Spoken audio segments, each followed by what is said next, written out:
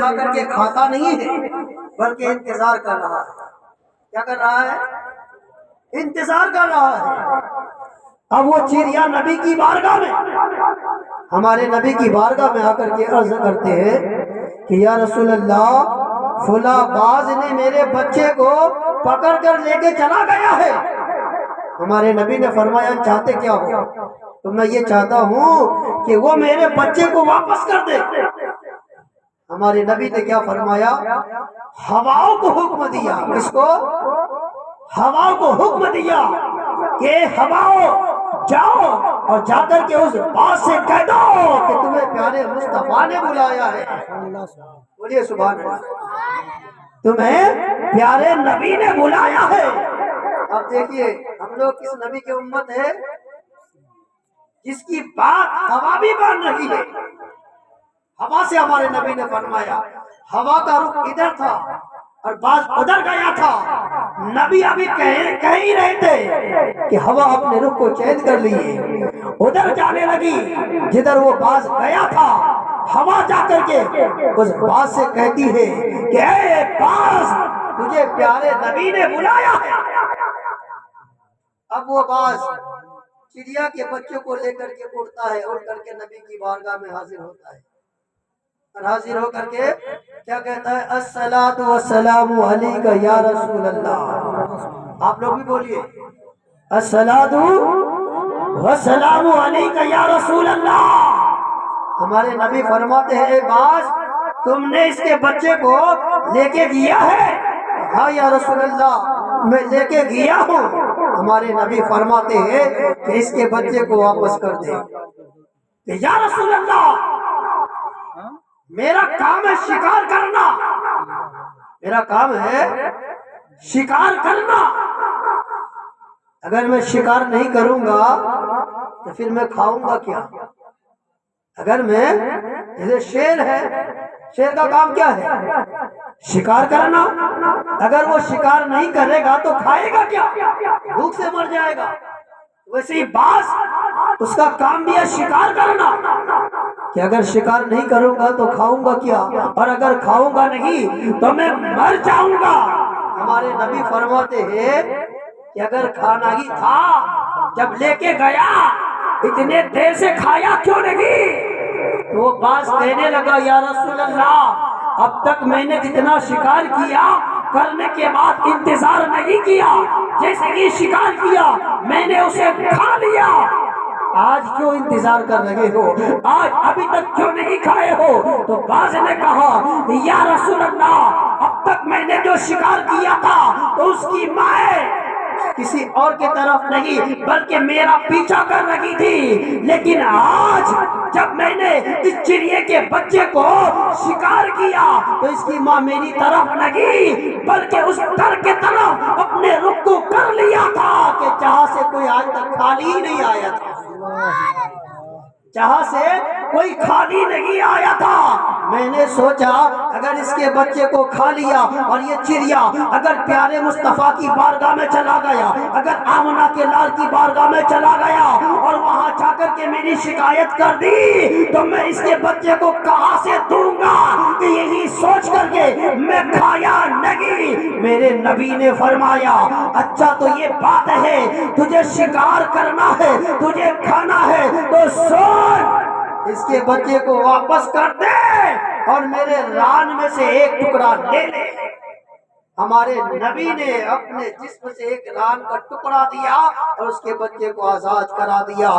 تو جو نبی جانوروں کے اوپر رحم کرتا ہو، جو نبی جانوروں سے پیار کرتا ہو، جو نبی جانوروں سے شفقت کرتا ہو، اگر اس کی امت دنیا کے کسی بھی کونے سے اس نبی سے محبت کرتا ہو، اس نبی کو ایک بار پکار کر کے دیکھے، پیارے مصطفیٰ مدینے سے اس کی مدد کرنے کے لیے ضرور تشریف لائے۔ شرط یہ ہے کہ ہمارے سینے میں یہ جو دھڑکتا ہوا دل ہے، اس دل میں اس نبی کی محبت ہونی چاہیے۔ اگر نبی کی محبت ہے اور نبی کو پیار سے پکارا ہے تو میرے دوستو، جس نے بھی جہاں سے ہمارے نبی کو پکارا ہے، ہمارے نبی اس کی مدد کے لیے ضرور حاضر ہوئے۔ ایسے ہی نبی کا زمانہ ہے، ایک یہودی ہے، اچانک نابینا ہو جاتا ہے۔ کیا ہوتا ہے؟ آنکھوں کی روشنی ختم، نابینا ہو گیا۔ جتنے بھی حکیم تھے، جتنے بھی ڈاکٹر تھے، ایک ایک کر کے سب کے پاس گیا، کہیں سے آنکھوں کی روشنی واپس آ جائے، کہیں سے بینائی واپس آ جائے، پھر سے میں دنیا کو دیکھنے لگوں، پھر سے میں اپنے بچوں کو دیکھنے لگوں، پھر سے میں چاند و سورج کو دیکھوں، یہ زمین کو دیکھوں، دنیا کو دیکھوں۔ ہزاروں ڈاکٹروں کے پاس گیا، علاج نہ ہوا، حکیموں کے پاس گیا، علاج نہیں ہوا، مایوس ہو گیا، نا امید لے کر کے اپنے گھر میں بیٹھ گیا۔ اس یہودی کی ایک چھوٹی سی بچی تھی، کیا تھی؟ ایک چھوٹی سی، جس کی عمر تقریباً 7 سال یا 8 سال کی تھی، چھوٹی سی بچی تھی۔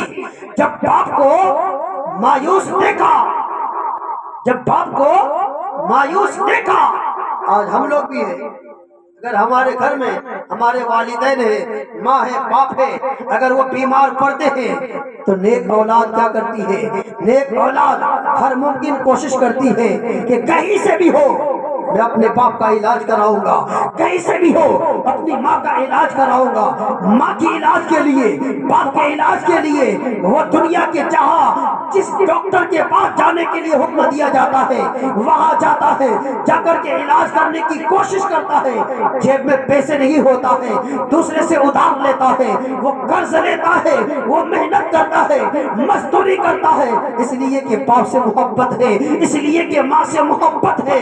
ماں کی محبت میں، باپ کی محبت میں وہ پیسے کو نہیں دیکھتا، بلکہ یہ چاہتا ہے اگر میرا باپ بیمار ہے، پیسہ جائے تو جانے دو، باپ کی طبیعت اچھی ہونی چاہیے۔ ماں بیمار ہے، پیسہ ختم ہو رہا ہے تو ہونے دو، ماں کی طبیعت صحیح ہونی چاہیے، اس لیے کہ یہ دولت ہے، اگر یہ ختم ہو جائے گی تو پھر دوبارہ کما لوں گا، لیکن والدین ایک ایسی دولت ہے، یہ اگر چلی جائے گی تو زندگی بھر ہاتھ آنے والی نہیں ہے، ہاتھ آنے والی نہیں ہے۔ اس لیے نیک اولاد ماں باپ کے لیے رات دن محنت کرتے ہیں، مشقت کرتے ہیں، اور کر کے یہ سوچتے ہیں کہ میں اپنے والدین کا علاج کراؤں۔ میرے دوستو، ایسے ہی وہ چھوٹی سی بچی ہے، ابھی تقریباً 7 سال کی ہے یا 8 سال کی ہے، باپ کی آنکھوں کی بینائی ختم ہو گئی ہے، باپ دیکھ نہیں سکتا۔ جب وہ مایوس ہو کر کے گھر میں بیٹھ جاتا ہے، وہ چھوٹی سی بچی آ کر کے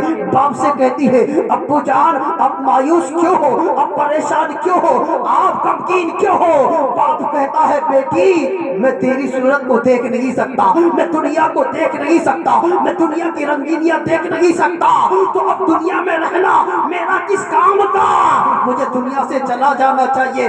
باپ کی زبان سے وہ چھوٹی سی بچی یہ بات سن کر ایسا لگتا ہے کہ اس بیٹی کی کلیجہ منہ سے باہر نکل کے آ گیا ہو۔ بیٹی مایوس ہو کر کے کہتی ہے، ابو جان گھبرانے کی کوئی بات نہیں ہے، پریشان ہونے کی کوئی بات نہیں ہے، آج میں آپ کے لیے ایک ایسے در پہ جانے والی ہوں جہاں سے کوئی نہ خالی آیا تھا نہ کوئی خالی آتا تھا، نہ کوئی خالی آیا تھا نہ کوئی خالی آیا ہے۔ ابو جان مایوس مت ہو، آپ کی بینائی واپس آئے گی، آپ پھر سے دنیا دیکھو گے۔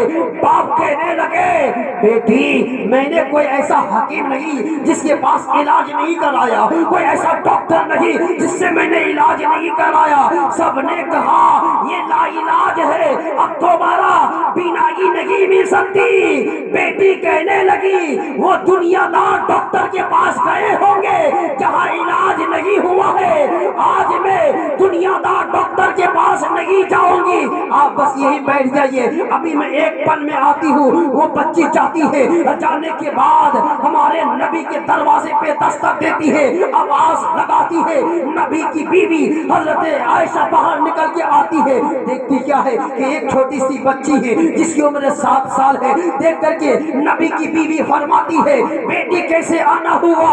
وہ لڑکی کہتی ہے پیارے نبی کہاں ہے، آمنہ کا لال کہاں ہے؟ نبی کی بیوی فرماتی ہے نبی تو ابھی اس وقت گھر میں موجود نہیں ہے۔ وہ لڑکی کہتی ہے نبی نہیں ہے تو کوئی بات نہیں، یہ بتاؤ نبی جو جوتی پہنتے تھے وہ جوتی کہاں ہے؟ کیا بات ہے، سبحان اللہ سبحان اللہ۔ نبی جو جوتی پہنتے تھے وہ جوتی کہاں ہے؟ نبی کی بیوی فرماتی ہے اے بیٹی وہ جوتی لے کر کے کیا کرو گی؟ وہ کہتی ہے آپ بڑے مہربانی، آپ بڑے کرم، نبی کی نالین مجھے دے دو، نبی کی جوتی مجھے دے دو۔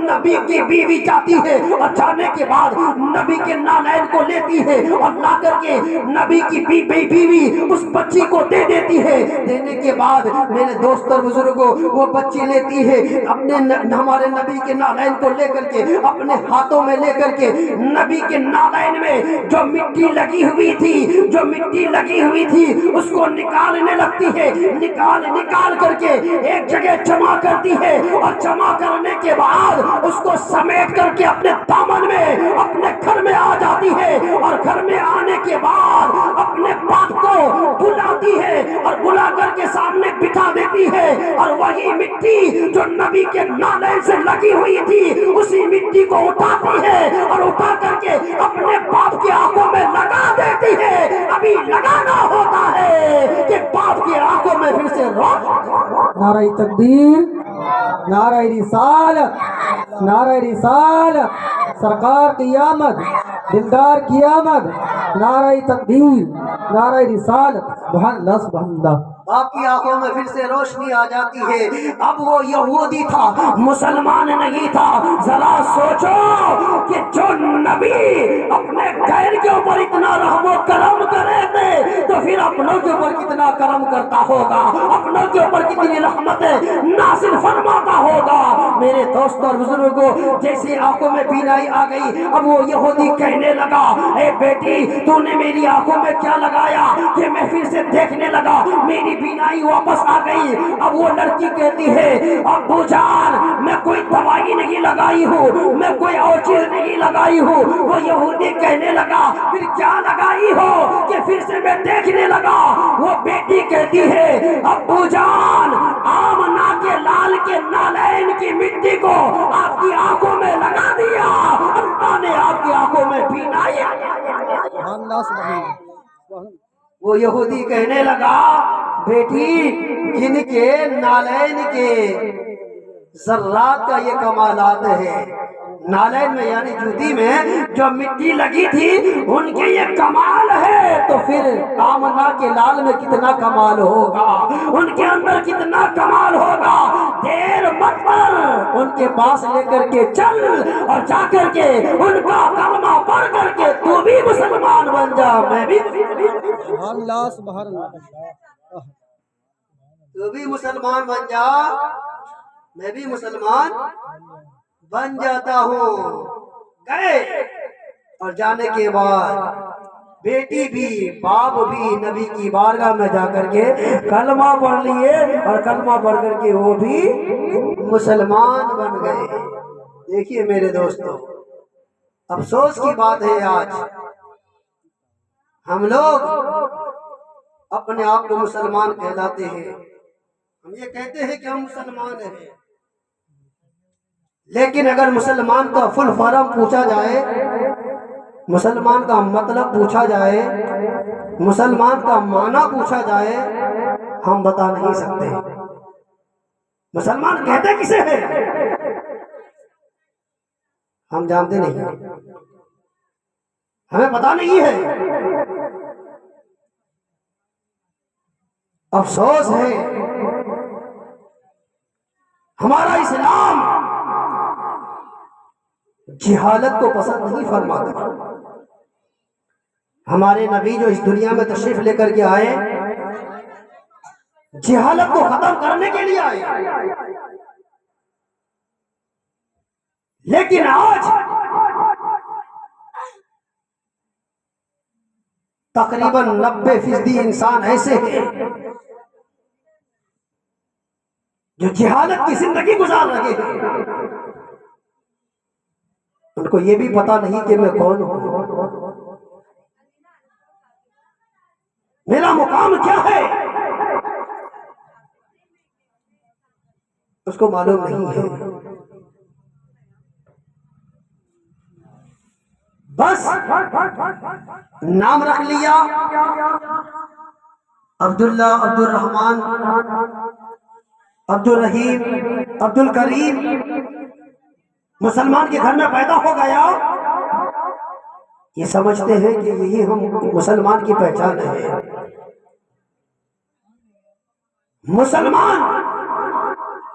مسلمان کے گھر میں پیدا ہو جانے سے مسلمان نہیں ہو جاتا،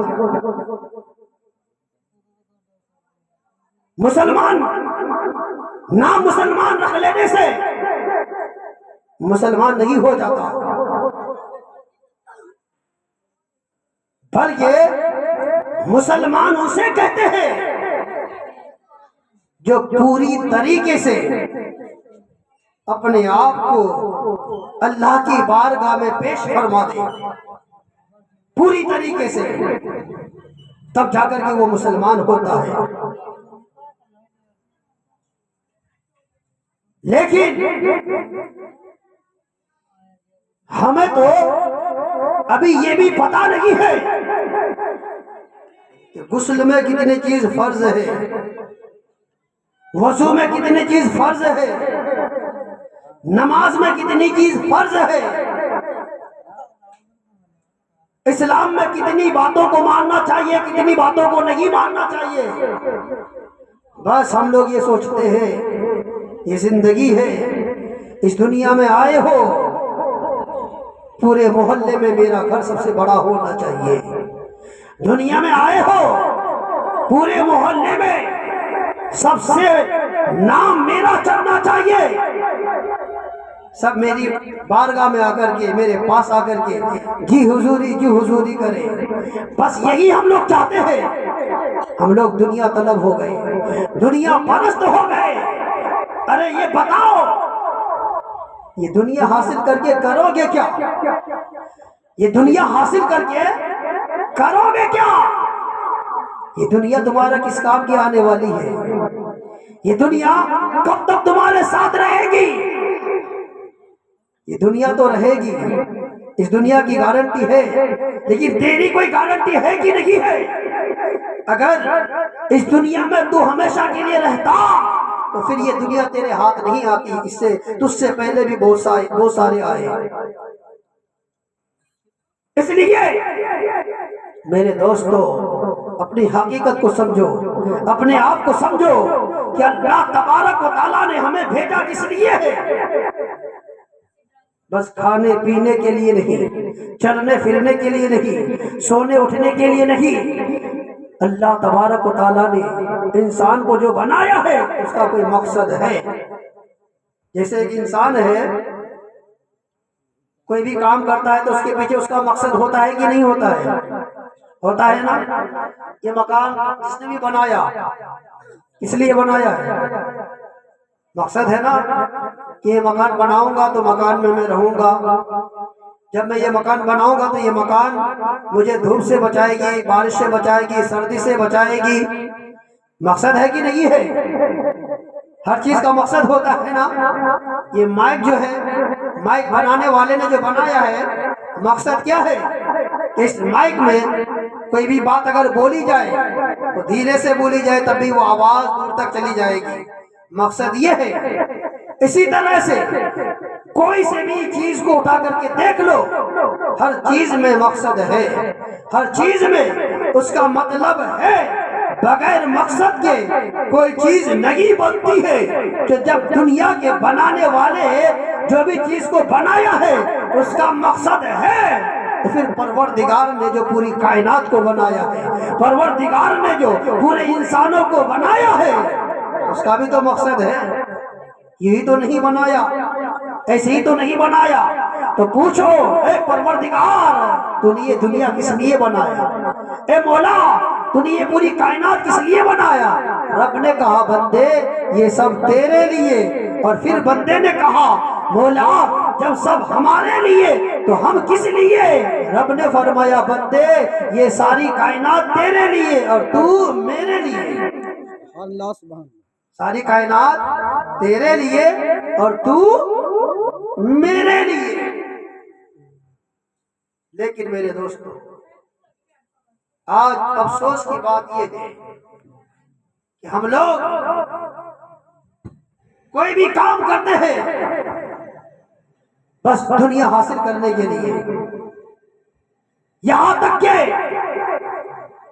نماز بھی پڑھتے ہیں تو اس میں بھی دنیا داری دیکھتے ہیں کہ نماز پڑھوں گا تو دنیا میں مجھے یہ مل جائے گی، نماز پڑھوں گا تو یہ ترقی مل جائے گی، میری دکان چلنے لگے گی، میری مکان چلنے لگ جائے گی۔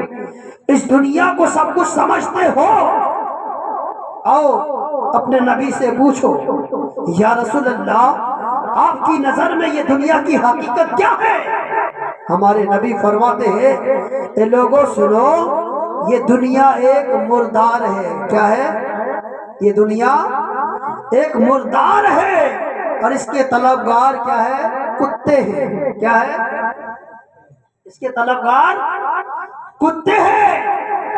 اور ہمارے نبی فرماتے ہیں کہ میرے ماننے والوں سنو، فجر کی 2 رکعت نماز دنیا میں جو کچھ ہے، دنیا اور دنیا میں جو کچھ ہے وہ سب سے بہتر ہے۔ فجر کی 2 رکعت یعنی فجر میں اگر کسی نے 2 رکعت نماز پڑھ لیا تو دنیا میں جتنی بھی چیزیں ہیں اگر ساری چیزیں ایک بندے کو دے دیا جائے، جو بندہ فجر کی نماز نہیں پڑھا ہے اور جو بندہ فجر کی نماز پڑھ لیا ہے اس کے پاس دنیا کی کوئی چیز نہیں ہے، پھر بھی ہمارے نبی فرماتے ہیں کہ جس کے پاس دنیا کی کوئی چیز نہیں ہے اگر اس نے فجر کی نماز پڑھ لیا تو وہ اس سے بہتر ہے۔ کیا ہے؟ وہ اس سے بہتر ہے۔ اب بتاؤ دنیا میں کیا ہے؟ پورے محلے کا سب سے بڑا آدمی کون ہوتا ہے؟ بولیے نا، آپ لوگ جانتے ہیں نا، پورے گاؤں میں سب سے بڑا آدمی کون ہوتا ہے؟ گاؤں کا مکھیا ہوتا ہے نا، ہوتا ہے نا، اور پورے تحصیل کا جو تحصیلدار ہوتا ہے وہ ہوتا ہے، پورے ضلع کا جو کلکٹر ہوتا ہے وہ ہوتا ہے، پورے صوبہ کا جو سی ایم ہوتا ہے وہ ہوتا ہے، پورے دیش کا جو پی ایم ہوتا ہے